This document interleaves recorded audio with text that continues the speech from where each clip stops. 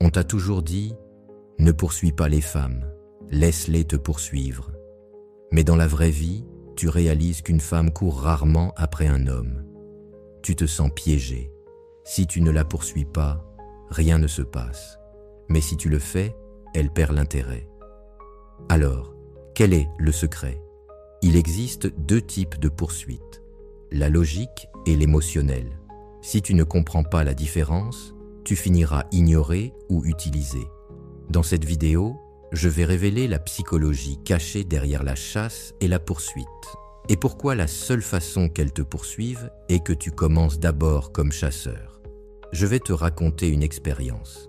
J'ai rencontré Marc, propriétaire de 3 restaurants prospères. Les femmes le cherchaient sans cesse. Appels, messages, invitations. Je croyais qu'il détenait le secret. Mais en le connaissant mieux, j'ai découvert une vérité brutale. Aucune de ces femmes ne l'aimait vraiment. Elle le poursuivait pour son argent, pas pour lui. C'est ce que j'appelle la poursuite logique. Une femme te cherche parce qu'elle y voit un bénéfice clair, argent, statut, connexion. Son cerveau calcule froidement. Avec cet homme, ma vie matérielle s'améliore. Cela peut marcher si tu es riche, mais c'est une relation bâtie sur du sable mouvant. Marc me confia un soir, ivre. Je me sens comme un distributeur automatique sur pattes. Quand l'argent finit, l'amour finit. Et il avait raison. Ces femmes restaient avec lui, mais un œil toujours tourné vers la sortie, attendant un homme qui leur donnerait une émotion vraie. La poursuite logique a 2 failles. D'abord, elle est difficile à obtenir. Tout le monde n'a pas des millions ou un nom célèbre. Ensuite, même si tu l'as, tu n'obtiendras jamais ce que tu désires vraiment, être aimé pour qui tu es. Voilà ce qui devient intéressant. Il existe un autre type de poursuite, accessible à tout homme qui comprend l'esprit féminin. C'est la poursuite émotionnelle. C'est l'arme la plus puissante dans les relations humaines. Quand une femme te poursuit émotionnellement, elle ne peut pas s'en empêcher. C'est comme une drogue dont elle a besoin pour se sentir complète. Son cœur la pousse vers toi, pas sa tête. Et ça, tu peux le créer, le cultiver, le maîtriser. Imagine un ami qui t'offre un jour une cigarette. Tu l'essaies, tu apprécies. Quelques jours après, il revient avec une autre. Au bout d'un moment, tu commences à attendre ces cigarettes. Plus tard, tu n'attends plus, tu le cherches. Tu en as encore? Et un jour, il dit « Oui, mais ça coûte 20 €. Qu'est-ce qui s'est passé? Au début, il donnait. Puis, tu as demandé. Enfin, tu as payé. C'est la même mécanique dans les relations, mais à la place des cigarettes, il s'agit d'attention, d'émotion, de connexion. Comme le disait un stratège, celui qui contrôle les émotions de l'autre contrôle l'issue. Les femmes ne sont pas différentes. Tu donnes de petites doses d'attention, puis tu te retires, puis tu reviens. Avec le temps, elle en devient dépendante. Attention, il ne s'agit pas de manipulation cruelle ni de blesser. C'est comprendre la nature humaine et agir avec elle, pas contre elle. Les femmes veulent de l'émotion, du défi, une part d'incertitude. Elles veulent un homme qui les fait se sentir vivantes, pas un homme prévisible qui ennuie. Or, la plupart des hommes font l'inverse. Ils rencontrent une femme et deviennent leur chien docile. Message constant, disponibilité totale, attention excessive. Et ils se demandent pourquoi elle perd l'intérêt si vite. C'est simple, ce qui est toujours disponible perd de sa valeur. Ce qui est prévisible devient ennuyeux. Ce qui apparaît au bon moment puis disparaît crée un besoin, et ce besoin émotionnel est le carburant de l'amour. Si tu es encore en train d'écouter, c'est que tu veux vraiment changer ta vie avec les femmes. La plupart se contentent de conseils superficiels et échouent, mais toi, tu veux la vérité complète. C'est pourquoi je t'invite à rester, car ce qui suit est encore plus révélateur. Tu connais maintenant la différence entre poursuite logique et émotionnelle. Il est temps d'apprendre à devenir l'homme qu'elles poursuivent sans pouvoir s'en empêcher. Pour cela, il faut maîtriser 2 phases, la chasse et la conquête émotionnelle. Voici la vérité. Beaucoup d'hommes confondent chasseur et poursuiveur. Le poursuiveur supplie, s'abaisse. Le chasseur prend l'initiative, mais depuis une position de force. Comme le disait un maître en stratégie, celui qui agit avec but et force conquiert. Celui qui agit dans la désespoir se détruit. J'ai connu Léonard. Ni beau, ni riche. Mais les femmes se disputaient pour lui. Un jour, je lui ai demandé son secret. Il m'a répondu « La différence entre succès et échec est dans la façon dont tu poses une question. La plupart des hommes disent « Quand es-tu libre pour sortir ?» Ça, c'est de mendiant. Léonard disait « Dis-moi quel jour tu es libre cette semaine. Je veux t'emmener dans un endroit incroyable. Tu vois la différence ? L'un demande la permission, l'autre prend le contrôle. Voilà la première règle de la chasse. Ne pose jamais de questions de suiveur. Quand tu demandes « quand tu peux », tu dis « tu commandes, j'obéis ». Quand tu affirmes « dis-moi quand tu as du temps », tu dis « je décide ce qu'on fait, toi, tu décides quand ».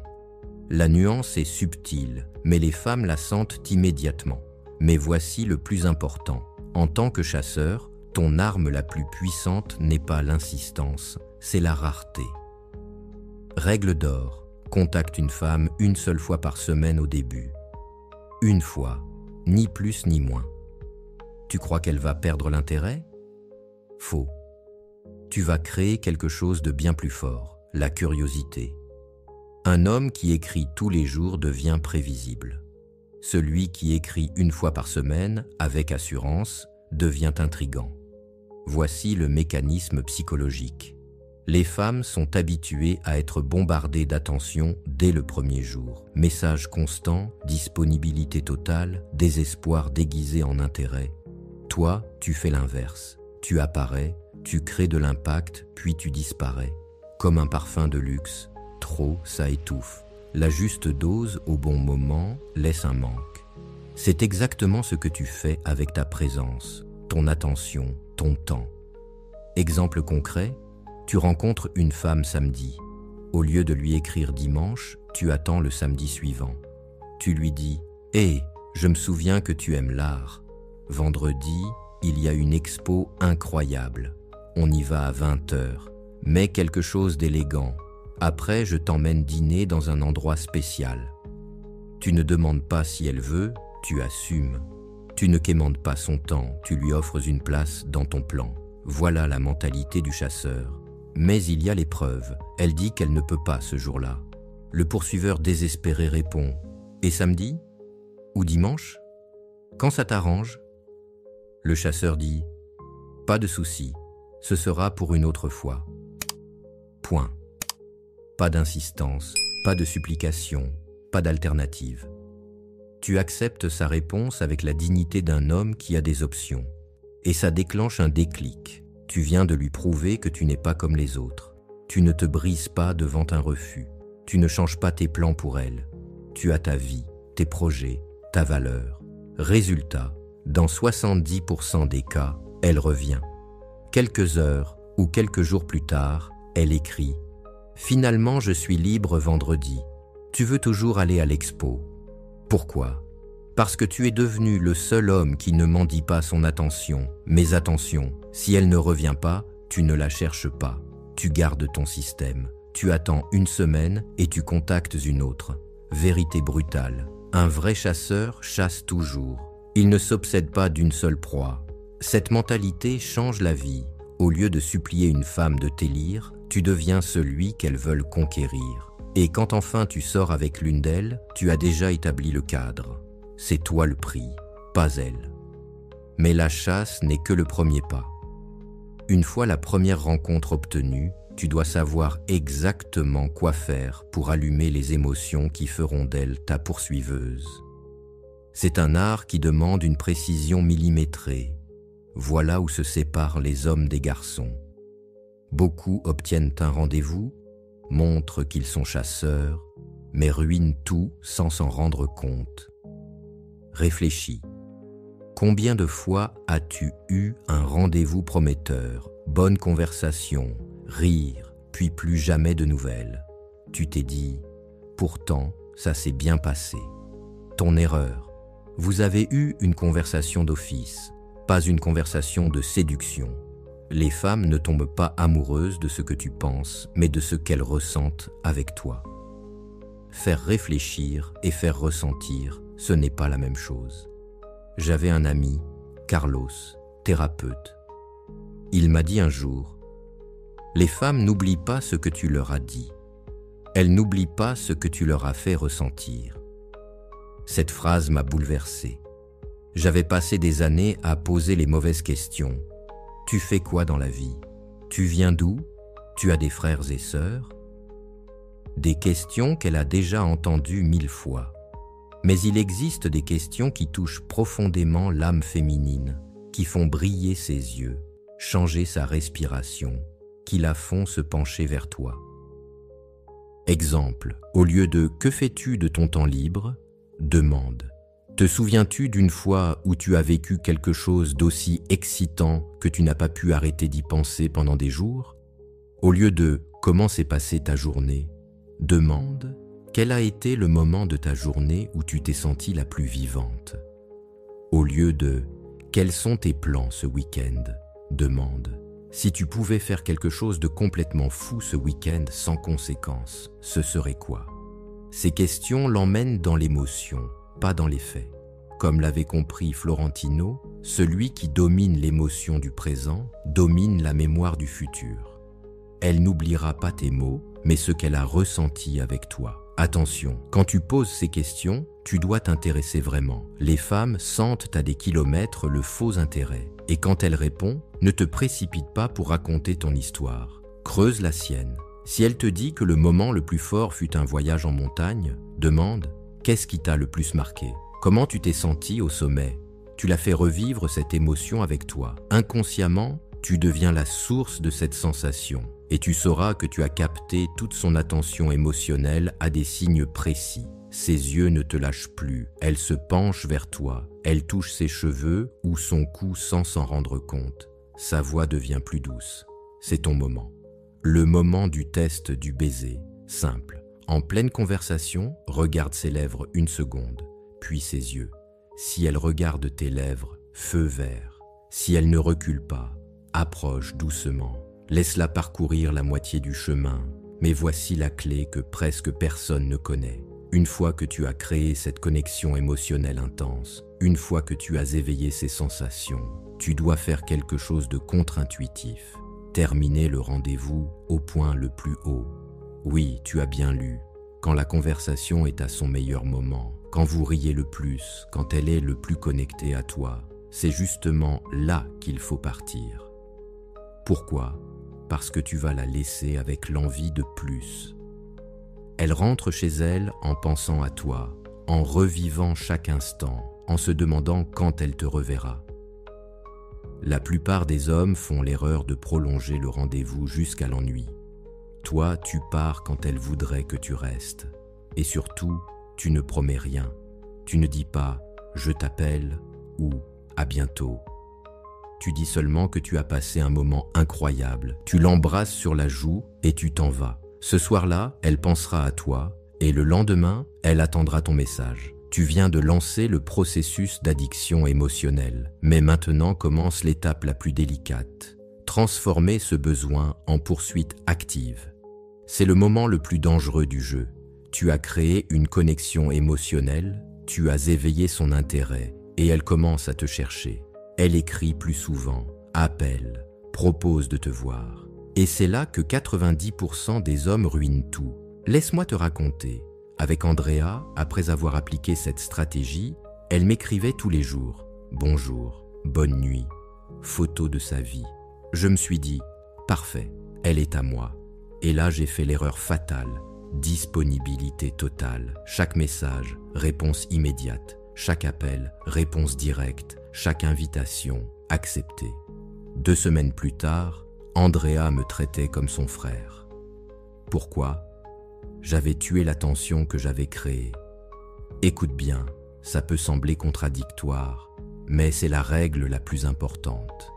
Quand une femme commence à te poursuivre, ne sois pas totalement disponible.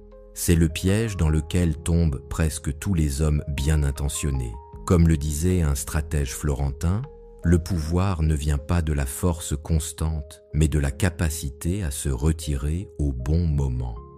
Une fois qu'elle est émotionnellement accrochée, la distance contrôlée devient ton arme la plus puissante. Mais attention, ça ne marche que si elle est déjà engagée. Si tu le fais trop tôt, elle croira que tu n'as aucun intérêt et s'éloignera. Comment savoir qu'elle est accrochée? C'est simple, c'est elle qui initie la plupart des conversations. Elle vient vers toi sans que tu la cherches, elle s'intègre à tes plans sans résistance, elle te confie des choses intimes, et surtout, elle se vexe ou se trouble quand tu ne réponds pas vite. Là, tu passes à la disponibilité sélective, pas toujours libre quand elle veut te voir. Si elle invite un samedi, parfois dis-lui que tu as déjà des plans. Si elle appelle, parfois ne réponds pas, et rappelle plus tard. Mais il y a une règle clé. Quand tu refuses ou ignores, ne donne jamais d'explication. Ne dis pas « pardon, j'étais occupé » ou « je n'ai pas vu ton message ».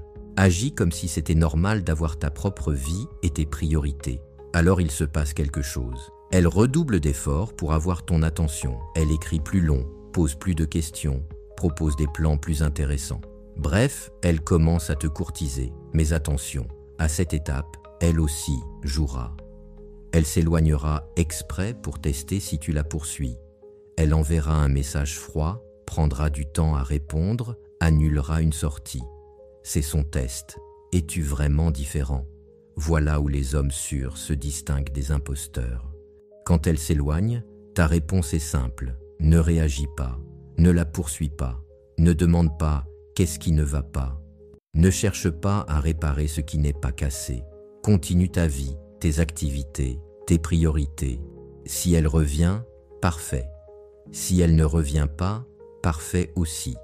Cela veut dire qu'elle n'était pas la bonne. Dans la majorité des cas, elle reviendra et avec plus d'admiration, parce que tu es le seul homme qui ne se jette pas pour son attention. Avec cette stratégie, non seulement tu vas la pousser à te poursuivre, mais tu vas maintenir cette dynamique pendant des mois, voire des années. Parce qu'elle aura compris que ton attention a de la valeur, que ton temps est limité et qu'être avec toi est un privilège, pas un droit. Voilà, frère, la carte complète pour transformer n'importe quelle femme en poursuiveuse émotionnelle, de la chasse initiale à la distance calculée. Tu n'es plus celui qui mendie, tu es le chasseur que les femmes veulent conquérir. Rappelle-toi, elle doit te voir comme le prix, pas l'inverse. Si tu appliques tout ça, tu verras le changement immédiatement.